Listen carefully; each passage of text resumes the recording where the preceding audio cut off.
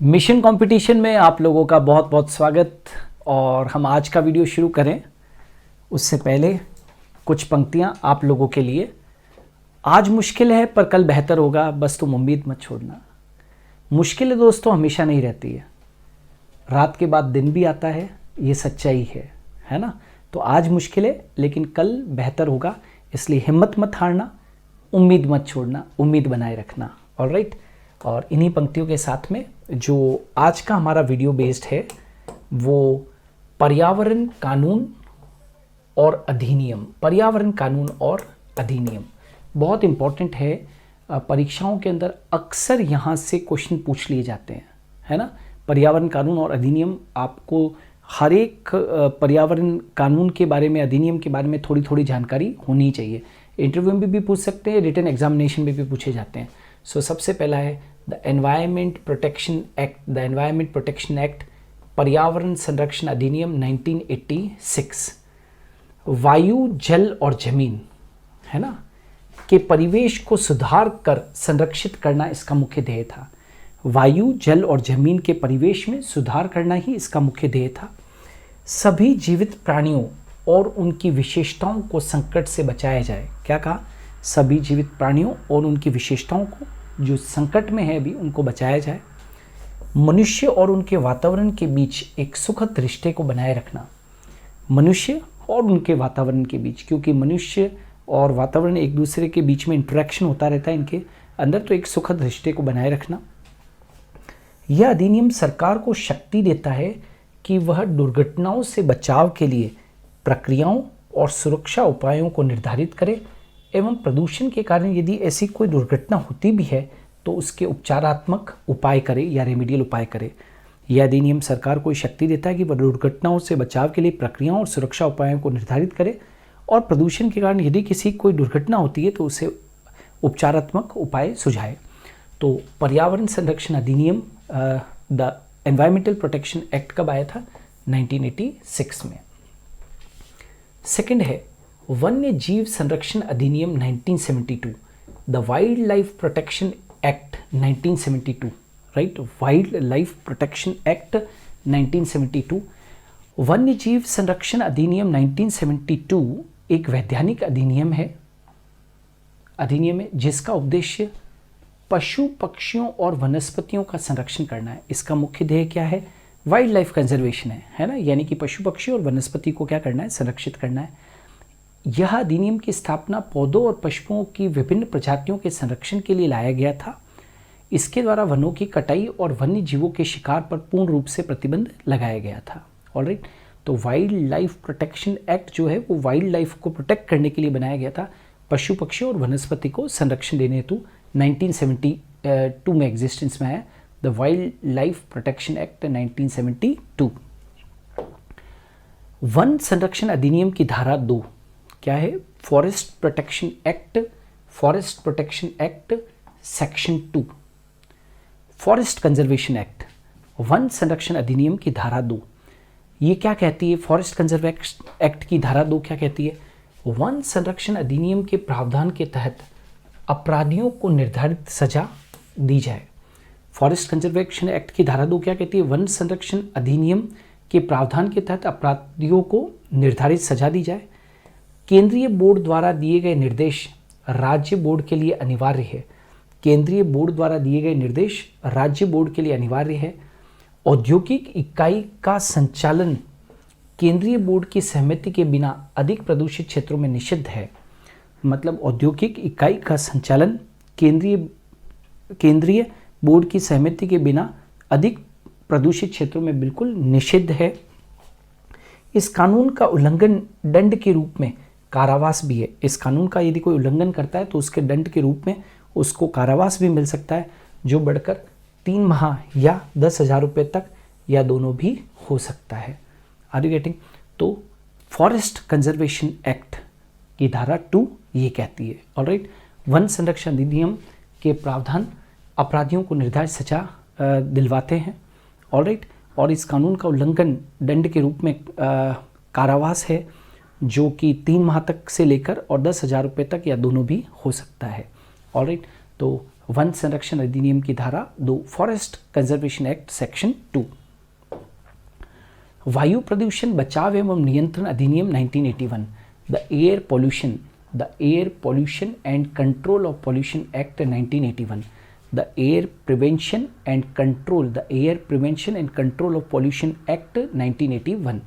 क्या था इस एक्ट का मेन थीम क्या था? The air prevention and control of pollution act ये कहता है प्रदूषण में कमी लाना, रोकथाम करना और नियंत्रण, वायु की गुणवत्ता को बनाए रखना। प्रदूषण में कमी और रोकथाम, क्योंकि एयर प्रिवेंशन था तो प्रदूषण में कमी, रोकथाम और नियंत्रण, वायु की गुणवत्ता को बनाए रखना। वायु प्रदूषण से बचाव एवं रोकथाम के लिए बोर्ड की स्थापना करना। केंद्रीय बोर्ड वायु की गुणवत्ता के लिए मानकों को स्थापित करता है। केंद्रीय बोर्ड राज्य बोर्डों को निर्देश, तकनीकी सहायता एवं मार्गदर्शन प्रदान करने के अतिरिक्त राज्य बोर्डों के बीच हुए विवादों को भी सुलझाता है। राज्य बोर्ड औद्योगिक इकाई, ऑटोमोबाइल या अन्य स्रोतों से वायु प्रदूषण का उत्सर्जन कम करने के लिए मानकों को स्थापित कर सकता है। राज्य बोर्ड को वायु प्रदूषण और उसके कार्यों से संबंधित जानकारी को एकत्रित कर उसका प्रसार करके वायु प्रदूषण के निरीक्षालयों के रूप में कार्य करना चाहिए। क्या है ये? Air prevention and control of pollution act. ये क्या है? ये एक्ट किस लिए बनाया गया था? प्रदूषण में कमी के लिए, रोकथाम के लिए और नियंत्रण के लिए बनाया गया था। वायु की गुणवत्ता को बनाए रखने के लिए एक्ट बनाया गया था। वायु प्रदूषण से बचाव एवं रोकथाम के लिए बोर्ड की स्थापना करना इसका लक्ष्य था। केंद्रीय बोर्ड जो है वो वायु की गुणवत्ता के लिए मानकों को स्थापित करता है। केंद्रीय बोर्ड राज्य बोर्डों को दिशा निर्देश देता है, तकनीकी सहायता देता है, मार्गदर्शन प्रदान करता है और इसके अतिरिक्त राज्य बोर्डों के बीच हुए विवादों को भी सुलझाता है। राज्य बोर्ड औद्योगिक इकाई या फिर कोई ऑटोमोबाइल या अन्य स्रोतों से वायु प्रदूषण का उत्सर्जन कम करने के लिए मानकों को स्थापित कर सकता है। राज्य बोर्ड को वायु प्रदूषण और उसके कार्यों से संबंधित जानकारी को एकत्रित कर उसका प्रसार करके वायु प्रदूषण के निरीक्षणालयों के रूप में कार्य करना चाहिए। Alright, so air prevention and control of pollution act की ये मुख्य बातें थी जो इस एक्ट में कही गई थी। The national environment tribunal act, the national environment tribunal act, राष्ट्रीय पर्यावरण न्यायाधिकरण अधिनियम 1995। यह अधिनियम किसी खतरनाक पदार्थ के संचालन के समय उसके द्वारा हुई किसी भी दुर्घटना या क्षति के लिए मुआवजा या राहत प्रदान करने के लिए जिम्मेदार है तथा उससे प्रभावित किसी व्यक्ति, संपत्ति या वातावरण को शीघ्र अतिशीघ्र राहत प्रदान करने के लिए राष्ट्रीय पर्यावरण न्यायाधिकरण अधिनियम की स्थापना की गई थी। वापिस से बोल रहा हूँ, national environmental tribunal act, national environmental tribunal act 1995 के अंदर एग्जिस्टेंस में आया। राष्ट्रीय पर्यावरण न्यायाधिकरण अधिनियम 1995, ये अधिनियम किसी खतरनाक पदार्थ के संचालन के समय उसके द्वारा हुई किसी भी दुर्घटना या क्षति के लिए मुआवजा या राहत प्रदान करने के लिए जिम्मेदार है तथा उससे प्रभावित किसी भी व्यक्ति, संपत्ति या वातावरण को शीघ्र अतिशीघ्र राहत प्रदान करने के लिए राष्ट्रीय पर्यावरण न्यायाधिकरण अधिनियम की स्थापना की गई थी। Right, 1995, the national environment tribunal act 1995। Hazardous waste management and handling rules, hazardous waste management and handling rules 1989, खतरनाक अपशिष्ट पदार्थ प्रबंधन और संचालन नियम। राइट, कब आया? 1989 में आया। खतरनाक अपशिष्ट पदार्थ प्रबंधन एवं संचालन अधिनियम 1989 सुरक्षित संचालन, उत्पादन, प्रसंस्करण, उपचार, पैकेज, भंडारण, परिवहन, पुनः प्रसंस्करण, संग्रह, रूपांतरण, बिक्री के प्रस्ताव, खतरनाक कचरे के विनाश और निपटान को सुनिश्चित करने के लिए अधिसूचित किया गया था। क्लियर? जैसे कि नाम दर्शा रहा है, खतरनाक अपशिष्ट पदार्थ प्रबंधन और संचालन नियम 1989, खतरनाक अपशिष्ट पदार्थ प्रबंधन एवं संचालन नियम 1989, सुरक्षित संचालन, राइट, सुरक्षित संचालन यानी कि सुरक्षित हैंडलिंग, उत्पादन, प्रसंस्करण, उपचार, पैकेज, भंडारण, परिवहन, पुनः प्रसंस्करण, संग्रह, रूपांतरण, बिक्री के प्रस्ताव, खतरनाक कचरे के विनाश और निपटान को सुनिश्चित करने के लिए अधिसूचित किया गया था। पूर्व अधिसूचना के अधिक्रमण में पूर्व अधिसूचना के अधिक्रमण में वर्ष 2000, 2003 और 2008 के नियमों में खतरनाक कचरों के अंतिम अधिसूचना राइट नियम में संशोधन किया गया। मतलब ये क्या बता रहा है, ये बता रहा है कि पूर्व अधिसूचना के अधिक्रमण में वर्ष 2000, 2003 और 2008 के नियमों में खतरनाक कचरों के अंतिम अधिसूचना प्रबंधन, संचालन और सीमा पार आंदोलन नियम में संशोधन किया गया था। मतलब इन ईयर्स के अंदर क्या किया गया, संशोधन, दैट इज इनमें संशोधन किया गया। ऑलराइट, तो ये कौन सा, hazardous waste management and handling rules 1989। मतलब इस नियम के अनुसार ये बताया गया था कि भाई जो खतरनाक पदार्थ है उनका संचालन जो है वो किस प्रकार से किया जाएगा, राइट, और जो वेस्ट है, राइट, अपशिष्ट पदार्थ है, उसको किस तरीके से उसका विनाश किया जाएगा, खतरनाक कचरे का विनाश और निपटान कैसे किया जाएगा, उसको सुनिश्चित करने के लिए ये एक्ट बनाया गया था, ये रूल बनाया गया था। तो पूर्व अधिसूचना के अधिक्रमण में वर्ष 2000, 2003 और 2008 के नियमों में खतरनाक कचरे के अंतिम अधिसूचना प्रबंधन, संचालन और सीमा पार आंदोलन नियम में संशोधन किया गया। Are you getting? सार्वजनिक देयता बीमा अधिनियम 1991, the public liability insurance act 1991। सार्वजनिक देयता बीमा अधिनियम का उद्देश्य किसी भी खतरनाक पदार्थ से निपटने के परिणाम स्वरूप हुई किसी दुर्घटना के पीड़ितों को क्षति के लिए भुगतान प्रदान करना है। क्या कहा है भाई? सार्वजनिक देयता बीमा अधिनियम 1991 का उद्देश्य किसी भी खतरनाक पदार्थ से निपटने के परिणाम स्वरूप, किसी भी खतरनाक पदार्थ से निपटने के परिणाम स्वरूप हुई किसी दुर्घटना के पीड़ितों को क्षति के लिए भुगतान करना जो है वो इसके अंतर्गत आता है। इसको the public liability insurance act 1991 कहते हैं, सार्वजनिक देयता बीमा अधिनियम 1991। वनस्पति किस्मों के संरक्षण और किसानों के अधिकार अधिनियम 2001, protection of plant varieties and farmers right, protection of plant varieties and, that is क्या कहा है, protection of plant varieties and farmer rights act 2001। वनस्पति विविधता और किसान अधिकार अधिनियम, वनस्पति विविधता और किसान अधिकार अधिनियम 2001, राइट, 2001 वनस्पति किसानों और प्रजनकों के अधिकारों के संरक्षण के लिए एक वैधानिक अधिनियम है। क्या कहा मैंने? वनस्पति विविधता और किसान अधिकार अधिनियम 2001, राइट, वनस्पति किसानों और प्रजनकों के अधिकारों के संरक्षण के लिए एक वैधानिक अधिनियम है जो किसानों को नई किस्मों की खेती के प्रोत्साहन करती है तथा इनके दायित्वों कर्तव्यों को पूरा करने के लिए भारत ने ट्रिप्स समझौते के अंतर्गत इस अधिनियम को क्या किया गया है, लागू किया है। तो वनस्पति विविधता और किसान अधिकार अधिनियम 2001 वनस्पति किसानों और प्रजनकों के अधिकारों के संरक्षण के लिए एक वैधानिक अधिनियम है जो किसानों को नई किस्मों की खेती के लिए प्रोत्साहन देता है तथा इसके दायित्वों कर्तव्यों को पूरा करने के लिए भारत ने ट्रिप्स समझौते के अंतर्गत इस अधिनियम को लागू किया है। यह अधिनियम अनुसंधान यानी कि रिसर्च और विकास के लिए निवेश को प्रोत्साहित करने के लिए वनस्पति किस्मों का उत्पादन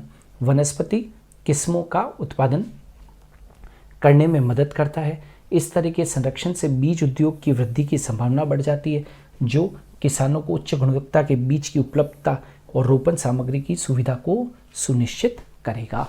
ठीक है, तो वापस से बोल रहा हूँ, यह अधिनियम अनुसंधान और विकास के लिए निवेश को प्रोत्साहित करने के लिए वनस्पति किस्मों का उत्पादन करने में मदद करता है। इस तरह के संरक्षण से बीज उद्योग की वृद्धि की संभावना बढ़ जाती है जो किसानों को उच्च गुणवत्ता के बीज की उपलब्धता और रोपण सामग्री की सुविधा उपलब्ध करवाते हैं। तो भैया ये क्या था? वनस्पति विविधता और किसान अधिकार अधिनियम 2001 PPVFR यानी कि protection of plant varieties and farmers right act 2001। Alright, तो ये क्या करता है? वनस्पति किस्मों के संरक्षण और किसानों के अधिकार अधिनियम राइट 2001 के अंतर्गत आता है। The noise pollution regulation and control act, क्या कहा है? The noise pollution regulation and control rules 2000, ध्वनि प्रदूषण नियमन और नियंत्रण नियमावली 2000।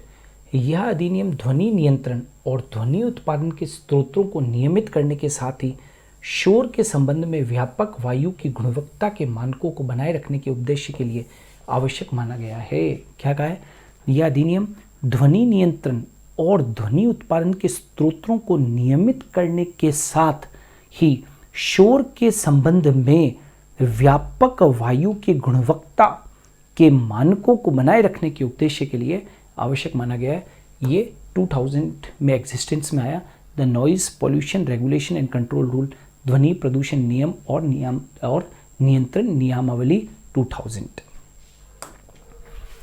अनुसूचित जनजाति और अन्य परंपरागत वन निवासी अधिनियम 2006 act, scheduled tribes and other traditional forest dwellers act 2006, अनुसूचित जनजाति और अन्य परंपरागत वनवासी अधिनियम 2006, वन अधिकार अधिनियम फॉरेस्ट राइट एक्ट, आदिवासी अधिकार नियम ट्राइबल राइट एक्ट और आदिवासी भूमि अधिनियम ट्राइबल लैंड एक्ट के नाम से भी जाना जाता है। मतलब आप इसे ट्राइबल लैंड एक्ट या ट्राइबल राइट एक्ट या फॉरेस्ट राइट एक्ट के नाम से भी जाना जाता है। वापिस से बोल रहा हूँ, scheduled tribes and other traditional forest dwellers act 2006, अनुसूचित जनजाति और अन्य परंपरागत वन निवासी अधिनियम 2006 को हम फॉरेस्ट राइट एक्ट, वन अधिकार अधिनियम, आदिवासी अधिकार अधिनियम, ट्राइबल राइट्स एक्ट या आदिवासी भूमि अधिनियम, ट्राइबल लैंड एक्ट के नाम से भी जानते हैं। किंतु औपनिवेशिक कानूनों के कारण उनके अधिकार दर्ज नहीं किए गए थे, अतः यह अधिनियम उन अनुसूचित जनजातियों और अन्य परंपरागत वनवासियों को वन भूमि अधिकार और व्यवसाय का क्या देता है? अधिकार देता है। यह अधिनियम उन अनुसूचित जनजातियों और अन्य परंपरागत वनवासियों को वन भूमि अधिकार और व्यवसाय का क्या देता है भाई? अधिकार देता है। Scheduled tribes and other traditional forest dwellers act 2006,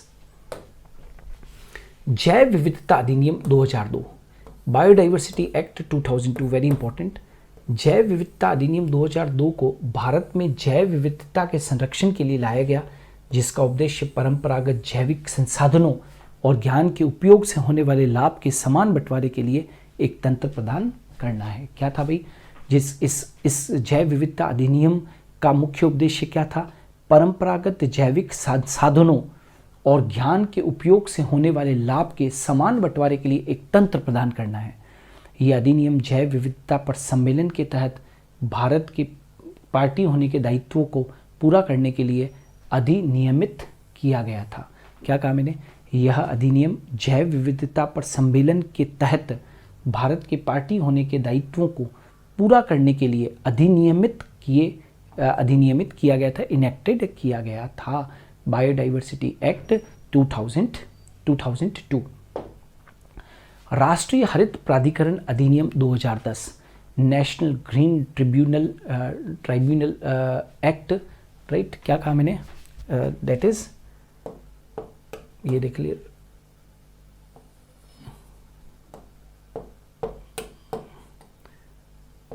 क्या कहा है? नेशनल ग्रीन ट्रिब्यूनल एक्ट 2010, राष्ट्रीय हरित प्राधिकरण अधिनियम 2010।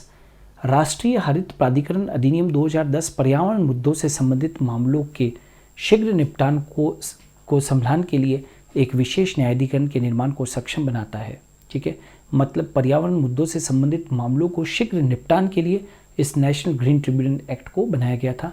यह भारत की संवैधानिक प्रावधान के अनुच्छेद 2 से लिया गया है, जो भारत के नागरिक पर एक स्वस्थ पर्यावरण के लिए सही भरोसा दिलाने के तहत अधिनियमित किया गया है। भारत में पर्यावरण कानून और अधिनियम, एनवायरमेंटल लॉज एंड एक्ट्स के अंतर्गत उपयुक्त बताए गए सभी पर्यावरण कानून और अधिनियम समय समय पर क्या किए गए थे? लागू किए गए थे। तो ये भी अपने को याद रख लेना है, राइट? तो ये कौन सा था भाई? राष्ट्रीय हरित प्राधिकरण अधिनियम, राइट, 2010। राष्ट्रीय हरित प्राधिकरण अधिनियम 2010 पर्यावरण मुद्दों से संबंधित मामलों के निपटान के लिए बनाया गया था। ऑलराइट, तो ये भी ध्यान रखना, नेशनल ग्रीन ट्रिब्यूनल एक्ट 2010। एक बार जल्दी से केवल एक्ट के नाम बोल रहा हूँ, वो फटाफट से सभी लोग देख लीजिएगा। द एनवायरमेंटल प्रोटेक्शन एक्ट 1986, पर्यावरण संरक्षण अधिनियम 1986, वन्य जीव संरक्षण अधिनियम, वाइल्ड लाइफ प्रोटेक्शन एक्ट 1972, वन संरक्षण अधिनियम की धारा 2, forest conservation act section 2, the air prevention and control of pollution act 1981, वायु प्रदूषण बचाव एवं नियंत्रण अधिनियम 1981, the national environment tribunal act 1995, राष्ट्रीय पर्यावरण न्यायाधिकरण अधिनियम 1995, hazardous waste management and handling rules 1989, खतरनाक अपशिष्ट पदार्थ प्रबंधन और संचालन नियम 1989, सार्वजनिक देयता बीमा अधिनियम 1991, the public liability insurance act 1991, protection of plant varieties and farmer right act of 2001, वनस्पति किस्मों के संरक्षण और किसानों के अधिकार अधिनियम 2001, the noise pollution regulation and control rule 2000, ध्वनि प्रदूषण नियम और नियंत्रण नियमावली 2000, scheduled tribes and other traditional forest dwellers act 2006, अनुसूचित जनजाति और अन्य परंपरागत वन निवासी अधिनियम 2006, जैव विविधता अधिनियम 2002, बायोडाइवर्सिटी एक्ट 2002 एंड लास्ट में नेशनल ग्रीन ट्रिब्यूनल एक्ट 2010, राष्ट्रीय हरित प्राधिकरण अधिनियम 2010। तो दोस्तों ये थे पर्यावरण कानून और अधिनियम, परीक्षा के लिए बहुत बहुत इंपॉर्टेंट है। कभी भी आप लोगों से किसी एक्ट के बारे में पूछ सकते हैं, तो ये एक्ट की जानकारी आप लोगों को होनी चाहिए। सो मिशन कंपटीशन में आज के लिए इतना ही। Thank you.